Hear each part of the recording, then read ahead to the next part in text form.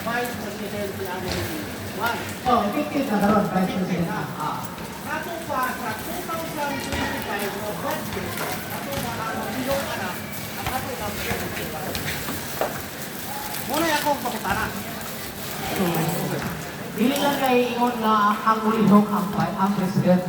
So kamo ang mga officers, mao'y makinabangay o ihok. Dili lang kay pasadaan na to ang ato ang President. Diba? O bitaw na natin organisasyon, aron nga Magtinabangay.